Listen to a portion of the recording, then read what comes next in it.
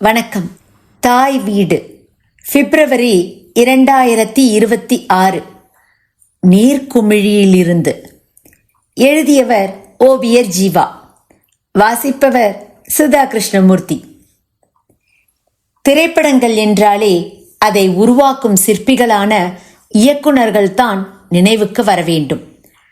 சமீபத்தில் ஹங்கேரிய இயக்குனர் பேலாடார் இறந்தபோது உலகெங்கும் இருந்து வந்த அஞ்சலி செய்திகள், குறும்படங்கள், அவரை பற்றிய கட்டுரைகளை எல்லாம் பார்த்தபோது இயக்குனர் என்ற பொறுப்பின் அருமை தெரிகிறது. தமிழ் திரைப்படங்கள் பெரும்பாலும் அதில் நடித்த நடிகர்களை வைத்தே அடையாளப்படுத்தப்படுகின்றன. இயக்குனர்களை பற்றி பேசப்படுவதில்லை. இதையெல்லாம் மீறி சில இயக்குனர்கள் இங்கு தனித்துவமாக தோன்றினார்கள்.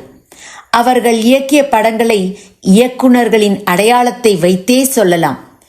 இப்படிப்பட்ட இயக்குனர்களில் முக்கியமானவர் கேபி என்று அழைக்கப்படும் கே. பாலச்சந்தர். அவருக்கு முன்னிருந்த பிரபல இயக்குனர்கள் அப்போதைய நட்சத்திரங்களை தங்கள் படங்களில் இயக்கி அதன் மூலம் புகழ் பெற்றிருந்தனர். சிவாஜியை ஒரு படத்தில் இயக்கியிருந்தாலும் பாலச்சந்தரின் மிகப்பெரிய ஸ்டார் ஜெமினி கணேசன் தான். நாடக மேடையில் இருந்து வந்தவர் பாலச்சந்தர். யாரிடமும் உதவி இயக்குனராக இருந்ததில்லை. சென்னை ஏஜிஎஸ் அலுவலகத்தில் பணிபுரியும் போதே நண்பர்களுடன் இணைந்து ராகினி ரெக்ரியேஷன்ஸ் என்ற பெயரில் நாடகங்களை எழுதி இயக்கி மேடையேற்றினார். அதில் நடித்த நடிகர்கள் எல்லாம் பின்னர் அவருடைய திரைப்படங்களிலும் நடித்தனர். நாகேஷ், சௌகார் ஜானகி போன்ற பிரபலங்களும் அந்த நாடகங்களில் நடித்தவர்கள்தாம். பெரும்பாலும் நகைச்சுவை நாடகங்கள்தான். அந்த நாடகங்களை பின்னர் திரையாக்கமும் செய்தார். எதிர்நீச்சல், மேஜர் சந்திரகாந்த் போன்றவை திரையிலும் வெற்றி பெற்ற நாடகங்களாகும். நாடக மேடை புகழ் கண்டு எம்ஜிஆரின் அழைப்பில் தெய்வத்தாய் படத்திற்கு வசனம் எழுதி திரையுலக பிரவேசமும் செய்தார். சர்வர் சுந்தரம் நாடகத்தை பார்த்த ஏவிஎம் செட்டியார் அதை கிருஷ்ணன் பஞ்சு இயக்கத்தில் படமாக்கினார். அதற்கு பாலச்சந்தரை அழைத்து வசனம் எழுத வைத்தார். தொடர்ந்து பூஜைக்கு வந்த மலர், நீலவானம் போன்ற படங்களுக்கு வசனம் எழுதிய பின் தன் முதல் படத்தை இயக்கினார். பொதுவாக இவர் மீது ஒரு குற்றச்சாட்டு இருந்ததுண்டு. வெளிநாட்டு படங்களை காப்பியடித்து படங்களை இயக்குகிறார் என்பதுதான் அந்த குற்றச்சாட்டு. முதல் படமான நீர்க்குமிழி அகிரா குரோசோவாவின் இகுருவின் பாதிப்பில் உருவானது. இதே பாதிப்பில் பின்னர் ரிஷிகேஷ் முகர்ஜி ஆனந்த் என்ற அற்புதமான திரைப்படத்தை இயக்கினார். தன் முதல் படத்தை அப்போது புகழ்பெற்ற எந்த ஹீரோவையும் ஒப்பந்தம் செய்யாமல் நகைச்சுவை நடிகர் நாகேஷை ஒப்பந்தம் செய்யும் போதே தன் தனித்தன்மையை வெளிப்படுத்தினார் கேபி. மேஜர் சந்திரகாந்த் என்ற தன் நாடகத்தை திரையாக்கம் செய்வதற்கு முன்னையே அந்த நாடகம் பாணி மஜும்தாரால் இந்தியில் திரைப்படமாக இயக்கப்பட்டு ஊஞ்சே லோக் என்ற பெயரில் வெளிவந்துவிட்டது. நாணல். இந்த திரைப்படம் ஒரு நீதிபதியின் வீட்டினுள் நுழையும் குற்றவாளிகள் அவர் குடும்பத்தை சிறை வைப்பது என்ற திரைக்கதையில் உருவானது. எதிர்நீச்சல் பெரும் வெற்றி பெற்ற திரைப்படம். இந்த படத்தில் பல குடும்பங்கள் வாழும் ஒரு பெரிய வீட்டின் மாடிப்படியில் கீழ் தங்கியிருக்கும் அனாதை வாலிபன் பற்றிய கதை. இதில் மாடிப்படி மாதுவாக நாகேஷ் நடித்திருப்பார். நிறைய நடிகர்கள், நகைச்சுவை, நல்ல பாடல்கள் என்று பல நல்ல அம்சங்கள் இந்த படத்தில் இருந்தன. மேஜர் சந்திரகாந்தில் நாயகன் ஒரு கண் பார்வையற்ற ஓய்வு பெற்ற இராணுவ அதிகாரி.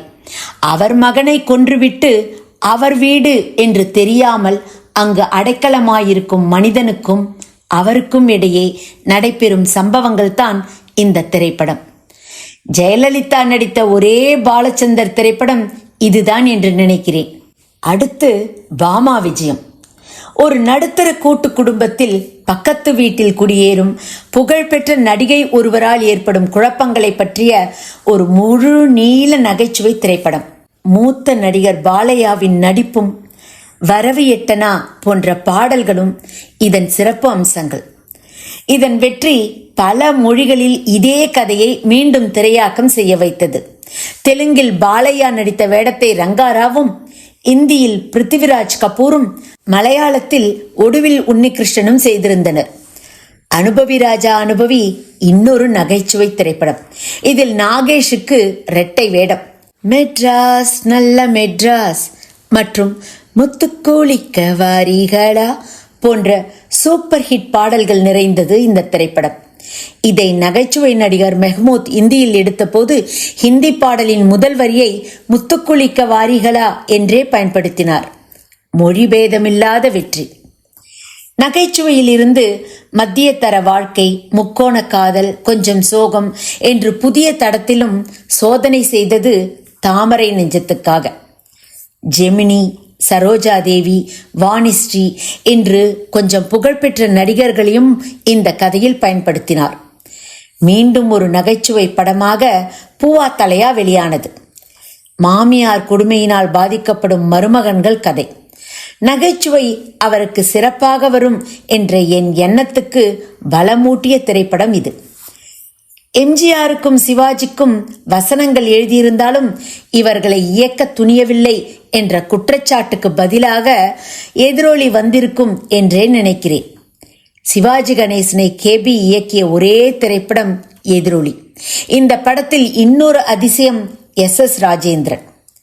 இசையமைப்பாளர்களாக எஸ் குமாரையும் பின்னர் MS விஸ்வநாதனையும் பயன்படுத்திய பாலச்சந்தர் இதில் KV மகாதேவனை பயன்படுத்தினார். அவருக்கும் இவருடன் இது ஒரே படம்தான். ஒரு நீதி கதையை திரைக்கதையாக்கி அதில் சிவாஜி நடித்தும் தோல்வியை கண்ட திரைப்படம் இது. இரு கோடுகள். இது இன்னொரு புகழ்பெற்ற திரைப்படம். பாலச்சந்தருக்கே உரிய 2 மனைவி கதை. ஜோசப் ஆனந்தனின் கதைக்கு இவர் திரைக்கதை எழுதி இயக்கினார். குமார் இசையமைத்த பாடல்கள் ஹிட்டாயின. பல மொழிகளிலும் ரீமேக் செய்யப்பட்டது இந்த படம். கருப்பு வெள்ளை படங்கள் மட்டும் இயக்கிக் கொண்டிருந்த பாலச்சந்தருக்கு முதல் வண்ணப்படம் 4 சுவர்கள். இந்த படத்தின் மூலம் ஒரு ஹாலிவுட் படம். அப்போதைய இளம் கதாநாயகர்களான ஜெய்சங்கரையும் ரவிச்சந்திரனையும் நடிக்க வைத்தார். ஆனாலும் படம் தோல்வியைத்தான் கண்டது. பிற மொழிகளில் வெற்றி கண்ட திரைப்படங்களையும் பாலச்சந்தர் தமிழில் இயக்கியிருக்கிறார்.